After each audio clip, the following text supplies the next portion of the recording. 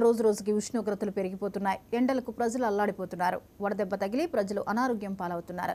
పిల్లలు, వృద్ధులు బయటికి రావాలంటే హడలిపోతున్నారు. వేసవి కాలంలో పిల్లలు, వృద్ధులు జాగ్రత్తలు తీసుకోవాలని, ఎక్కువగా మంచినీళ్లు, పండ్ల రసాలు తాగాలని ప్రముఖ పిల్లల వైద్యులు కూరపాటి ప్రదీప్ తెలిపారు. అత్యవసరమైతే మాత్రమే బయటకు రావాలంటున్న కూరపాటి ప్రదీప్తో మా ప్రతినిధి చిరారవి ఫేస్ టు ఫేస్.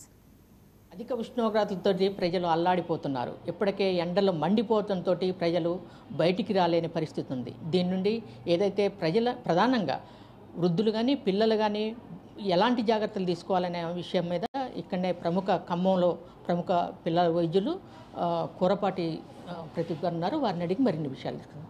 సరే డాక్టర్ గారు చెప్పండి, ప్రధానంగా ఎండలలో చిన్నపిల్లలు, వృద్ధులు బయటకు వెళ్ళే పరిస్థితి లేదు. దాదాపు అత్యధిక ఉష్ణోగ్రతలు కూడా నమోదవుతున్న దశలో చిన్నపిల్లలు ఎలాంటి జాగ్రత్తలు తీసుకోవాలి, ఎలా ఉండాలి, ఈ ఎక్కువ ఉష్ణోగ్రతలు వెలువడుతున్న సందర్భంలో పిల్లలు ఎట్లా ఉంటే బాగుంటుంది, ఎలాంటి జాగ్రత్తలు తీసుకోవాల్సిన అవసరం ఉంది? ముందుగా మనం ప్రతి సంవత్సరం చూస్తానున్నాం. సంవత్సరానికి ఒకసారి ప్రతి సంవత్సరం ఇంకా రాను ఇంకా టెంపరేచర్స్ చాలా ఎక్కువగా పెరుగుతున్నాయి. ఆల్రెడీ మనం ఏప్రిల్లోనే ఉన్నాము. ఆల్రెడీ 43-44 డిగ్రీస్ టచ్ అవుతుంది టెంపరేచర్. రోడ్లన్నీ నిర్మానుష్యంగా ఉంటున్నాయి. సో ముందుగా ముఖ్యంగా ఆరోగ్యపరంగా మనం తీసుకోవాల్సిన జాగ్రత్తలు మేజర్గా ఎఫెక్ట్ అయ్యేది చిన్నపిల్లలు, అలాగే ఓల్డ్ ఏజ్ పెద్దవారు. చిన్నపిల్లల్లో పుట్టిన పిల్లల నుంచి 10-15 సంవత్సరాల పిల్లల వరకు కూడా త్వరగా డిహైడ్రేట్ అయ్యే ఛాన్సెస్ ఎక్కువగా ఉంటాయి. అంటే వీటితో పాటు హీట్ స్ట్రోక్ మనం చూసిన వడదెబ్బ సిమ్టమ్స్ ఎక్కువగా ఉంటాయి. ఈ అధిక ఉష్ణోగ్రత తగిలినప్పుడు బాడీలో టెంపరేచర్ కంట్రోలింగ్ మెకానిజం ఉంటుంది బ్రెయిన్లో. సో అది డిస్టర్బ్ అయినప్పుడు హై ఫీవర్స్ అంటే 103, 104 టెంపరేచర్ టచ్ అవ్వడము, అంత టెంపరేచర్స్ తట్టుకోలేనప్పుడు బాడీలో వామిటింగ్స్ వీటి వల్ల డిహైడ్రేట్ అవ్వడము, కొన్నిసార్లు బీపీ పడిపోయి అడ్మిషన్ దాకా వెళ్ళిపోయే ఛాన్సెస్ ఉంటాయి. సో మెయిన్గా అంటే మనం తీసుకోవాల్సిన జాగ్రత్తలు ఏంటంటే ఎక్కువగా సన్కి ఎక్స్పోజ్ కాకుండా ఉండడం చూసుకోవాలి. ఫస్ట్ ప్రివెన్షన్ జాగ్రత్త తీసుకోవాలి. ఒకవేళ ఇట్లాంటి లక్షణాలు ఏమైనా కనపడ్డప్పుడు మాత్రం ఇమీడియట్గా ఫస్ట్ ఏంటంటే హైడ్రేషన్ అనేది చాలా ఇంపార్టెంట్. త్వరగా ఈ చెమట వల్ల బాడీలో పర్స్పిరేషన్ వల్ల ఒంట్లో నీరంతా ఈ లవణాలు వెళ్ళిపోతాయి. కాబట్టి ఈ డీహైడ్రేషన్ వల్ల వచ్చే లక్షణాల వల్ల కాంప్లికేషన్స్ ఎక్కువ ఉంటాయి.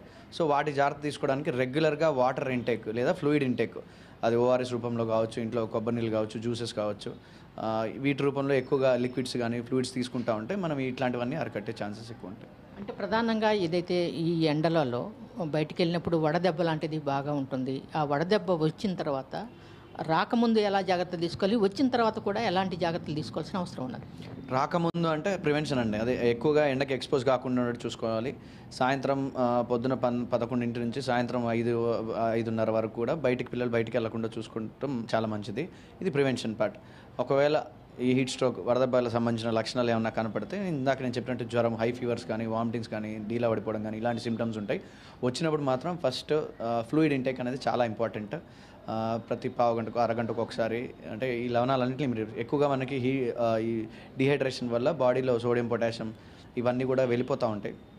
సో వీటిని రీప్లేస్ చేయడానికి మనకు మామూలుగా కొబ్బరి నీళ్ళు లేదా ఫ్రూట్ జ్యూసెస్లో కొద్దిగా పొటాషియం ఎక్కువగా ఉంటుంది. అండ్ అలాగే మనం గ్లూకోజ్ వాటర్ కావచ్చు, కొబ్బరి నీళ్ళు కావచ్చు, ఇవన్నీ కూడా ఎక్కువగా రీప్లేస్ చేస్తూ ఉండాలి. వీటితో పాటు కూడా సాలిడ్ ఫుడ్ తీసుకుంటూ ఉండాలి. ఇంకా బాగా సివియర్గా హై ఫీవర్ కానీ ఇట్లాంటివి ఏమైనా ఉంటే మాత్రం డెఫినెట్గా హాస్పిటల్లో డాక్టర్స్ని కన్సల్ట్ అవ్వాలి.